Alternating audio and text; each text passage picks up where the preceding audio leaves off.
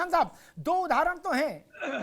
एक भाजपा के कंधे पर बैठकर सरकार में थी बीएसपी, और मथुरा में आरएसएस और विश्व हिंदू परिषद वालों को गिरा गिरा पीट दिया पुलिस ने, दे लट। और दूसरा सतीश प्रकाश बता रहे कि सरकार बनने, अपनी सरकार, बहुमत की सरकार बनने के हफ्ते भर के भीतर पहला जो शुभारंभ हुआ लाठीचार्ज का, वो दलित मोहल्ले में हुआ। बोले बवाल कर रहे हैं, बोले सीधा करो। दो उदाहरण तो दे रहे हैं।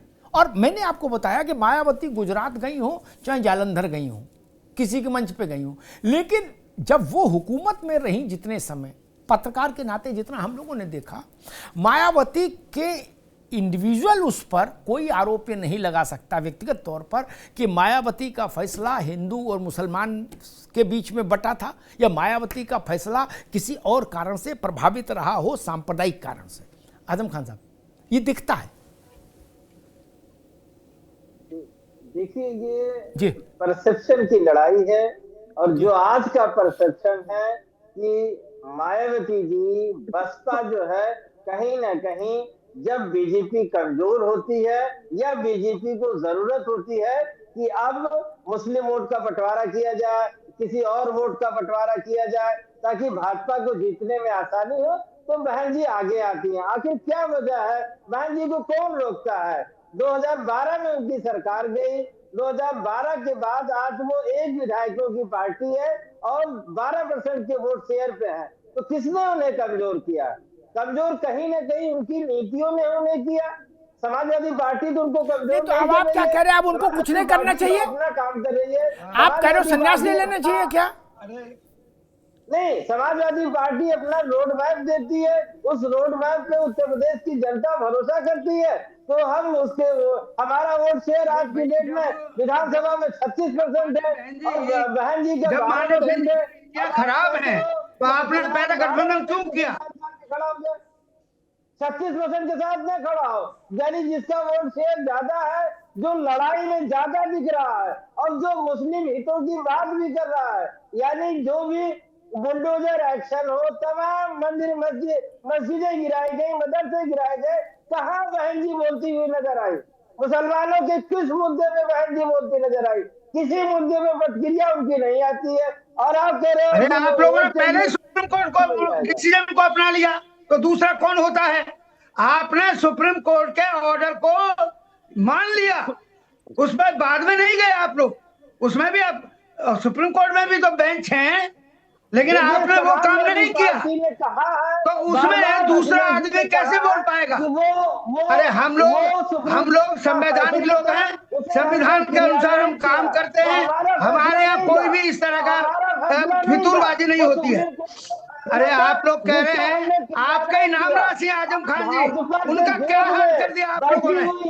अरे आपका नाम राशि है ना आजम खान साहब, उनको बेइज्जत किया। को लगता है कि मुस्लिम नीति नहीं है, आगे लाते हैं। लोहिया साहब की क्या नीति है? मुझे एक नीति बता दो, मुस्लिम नीति बता दो ना।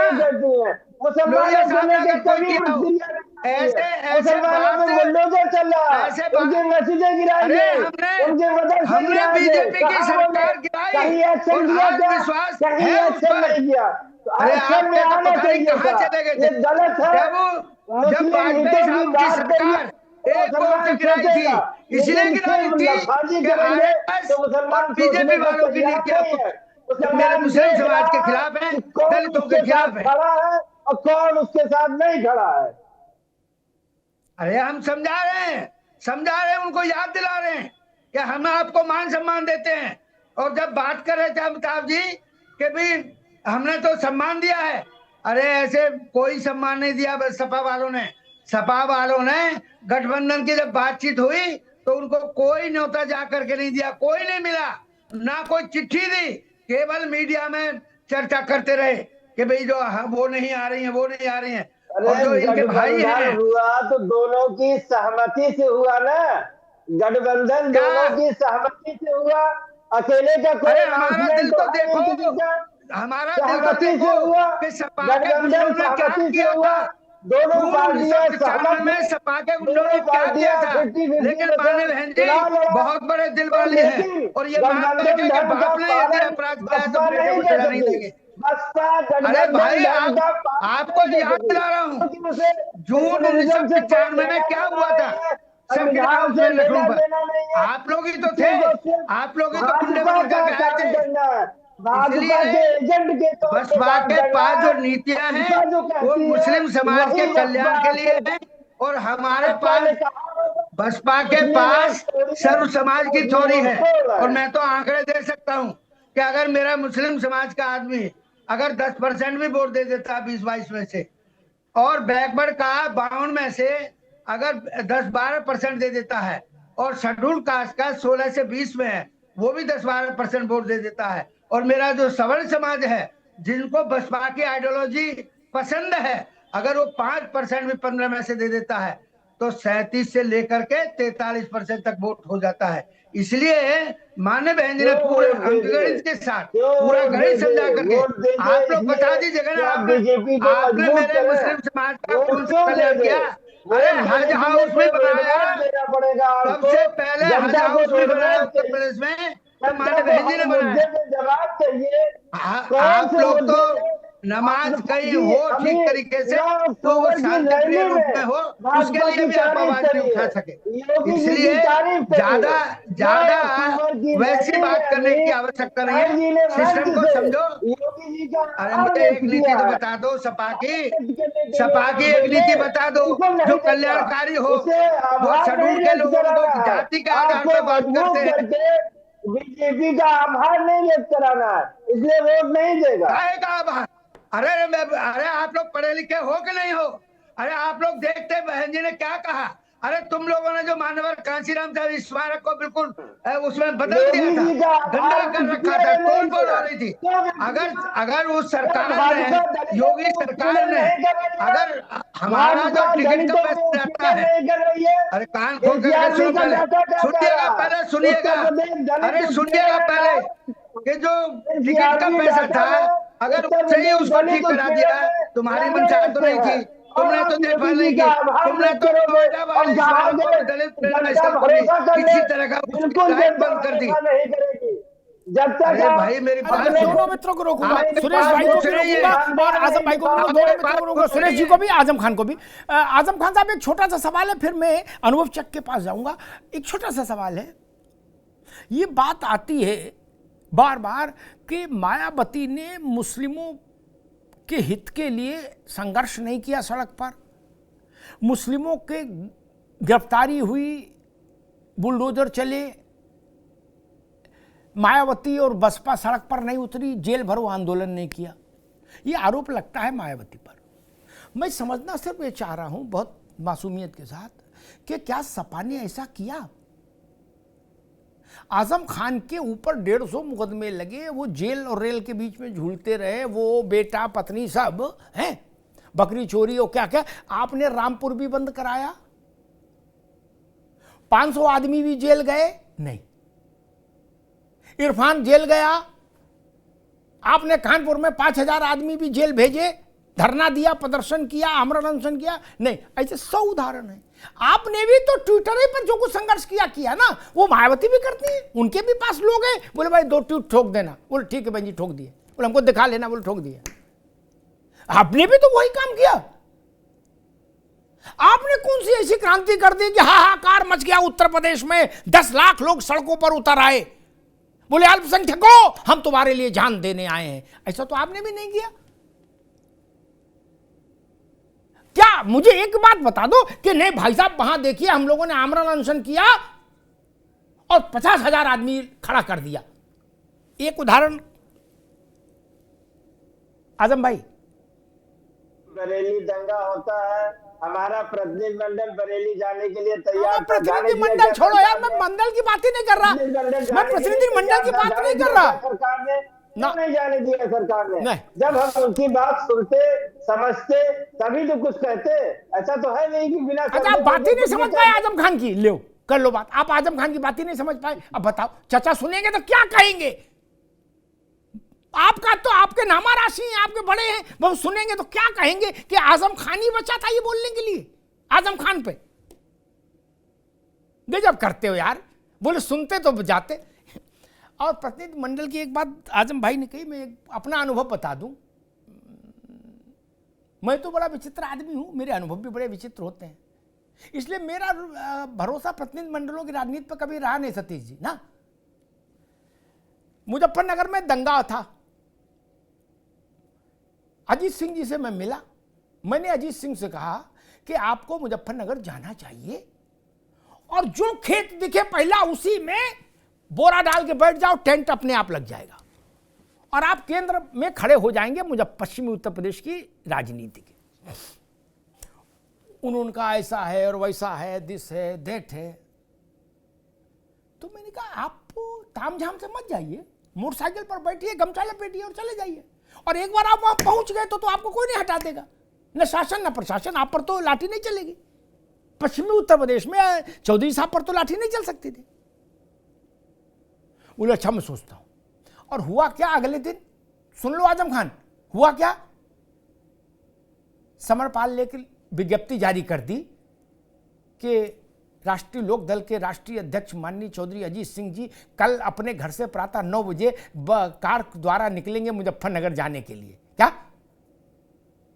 और प्रतिलिपि राष्ट्रपति से लेके और सिपाही तक सबको जारी कर दी। यूपी बॉर्डर पर लोग पहुंच गए माला लेके, पुलिस भी पहुंच गई, माल्यार्पण हो गया, फोटो खींच गए, पुलिस के साथ बैठे, गेस्ट हाउस गए, वहां कॉफी पी और सीधे घर वापस चले गए। बोले जाने नहीं दिया पुलिस ने। ऐसे जाता प्रतिनिधिमंडल, ऐसे जाता है? तफरी कर रहे हो यार, मौज ले रहे हो और बता रहे प्रतिनिधिमंडल कैसे जाएगा फिर? अरे हम वो भी बता देंगे, टेलीफोन करना हम बता देंगे। अब यहां बताएंगे तो कड़वा हो जाएगा, वो बता तो दूंगा यहां भी कैसे जाता प्रतिनिधिमंडल। राहुल गांधी टप्पल गए थे, ऐसे जाता प्रतिनिधिमंडल। मुलायम सिंह की सरकार थी, सुन लो आजम खान, मुझे नहीं पता तब आप क्या कर रहे थे, मुलायम सिंह की सरकार थी, उन्होंने कहा कि अशोक सिंघल उत्तर प्रदेश में प्रवेश नहीं कर सकते। अशोक सिंघल 80,000 की पुलिस फोर्स लगी, उसके बाद भी राम जन्मभूमि पर प्रकट हुए सीधे। क्या सन्नाटा खा गई सारी सरकार। ऐसे जाया जाता है? ऐसे जाया जाता है? आप पूछ रहे हो कैसे जाया जाता? 2 उदाहरण बता दिए और आप कहेंगे तो 2-4 और बता देंगे, और टेलीफोन पर पूछेंगे तो 50 बता दूंगा मित्रता में। इसलिए आगे से कभी ये ना कहिएगा कि हमें तो पता ही नहीं था कैसे जाया जाता है। ये सबसे बड़ा ड्रामा है राजनीति में कि जब वहां निषेधाज्ञा लगी हो किसी इलाके में तो ट्विटर करके बताओ कि हम कल सुबह 10 बजे निकलेंगे, तो कौन जाने देगा? आप जाने ही नहीं चाहते यार, आपको उंगली कटवा के शहीद बनना है। सच्चाई तो ये है ना? बिल्कुल ठीक। जिनको जाना होता है। पश्चिमी उत्तर प्रदेश का एक मसला था, मायावती बहुत रेयर घर से निकली हैं ऐसे लिए, उनमें से एक घटना है, उस जगह का नाम मैं भूल रहा हूं, मायावती के जाने पर रोक लगाई गई, वो रोड से निकल गई नहीं।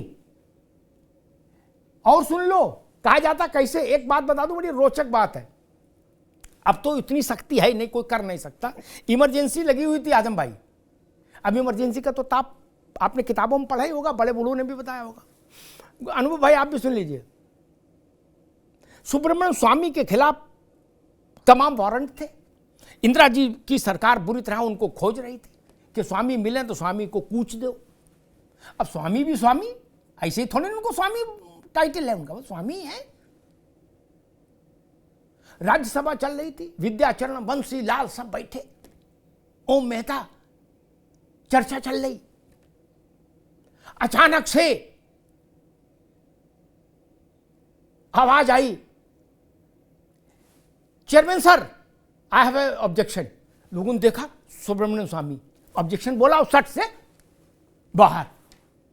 विद्याचरण बोले जाने ना पाए, पकड़ो इसको, और भगदड़ मची और ये सटपट पार्लियामेंट के गेट नंबर 4 से बाहर निकले। वहां एक मोटरसाइकिल खड़ी थी, उससे बैठ के बात हो गई। ये किस्सा तब महत्वपूर्ण हो जाता है जब इस पर अटल बिहारी वाजपेयी ने लिखा।